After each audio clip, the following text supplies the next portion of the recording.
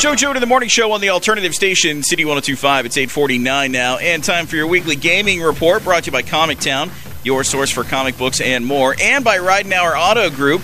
We want you to ride in our cars. Jeremy from Gaming Nexus is in. How you doing, Jeremy?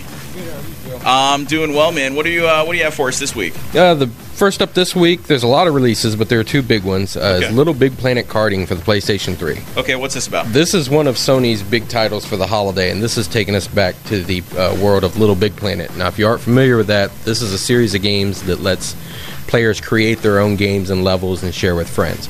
So it's more like a creation suite of tools that you can build your own world with. Okay. On top of being a game itself. This time, however, it's narrowing things down to a specific genre, which is kart racing, like Mario Kart.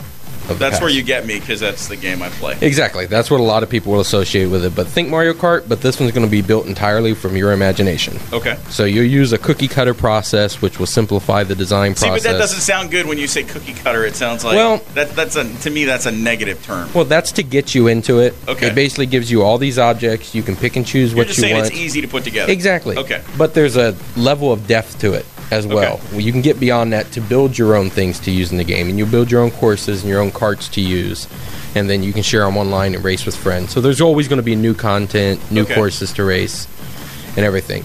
Now this replaces, it was previously known as Mod Nation Racers, but they've tied it into their Little Big Planet series, kind of to give it more accessibility and more of a name that people can identify with. Okay. So there's a pre-included story you can play through as well that you'll use to unlock your different tools and stuff, and like I said, you can play online and off and share things. Is this an all ages thing?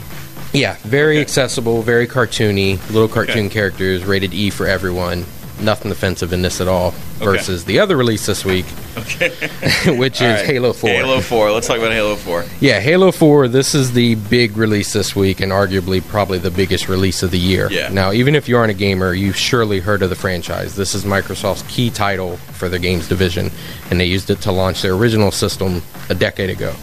Now, this is the 7th game in the series, but this is the first time Microsoft has actually handled it by themselves. The company that created it and made it previously, Bungie, has since gone off to a different company and handed the reins over to Microsoft. Okay. So they basically took the training wheels off, gave Microsoft the bike, and said, go on your own. Good luck, fellas. So, but thankfully for fans, I reviewed it last week. They did fine with it. Okay. They've done really well with it. Injected some new ideas into it, but really stick to the core mechanics. Well, give us an idea of something new. If I'm Mitt Romney and I suddenly find myself with a lot of time on my hands, and I'm thinking about picking up a copy of Halo 4, what's going to be new to me? There's a lot of new weapons, some new gameplay mechanics in terms of using different tools that you equip. You play as Master Chief, who's kind of like this cyber marine warrior. He's a human, but he's in a machine, like an Iron Man costume that gives him more powers. Well, you get a lot more toys for that suit this time around. You get different abilities you can do, and can shoot across the screen a lot faster, go invisible, things like that. So you get a lot more toys for your suit. Abilities and things like that. Okay. Yeah. So there's a lot of that, and it's a new, interesting story that's very action-packed, action movie-like, breakneck pace, start to finish. But the big draw here, as with any of these, is the multiplayer. Playing online with a bunch of people. You can create your own maps and share with people, and different types of game modes, and there's just a ton to do. If you're a Halo fan, you'll be into it. Yeah, this one will be being played for a long, long time by fans. Okay.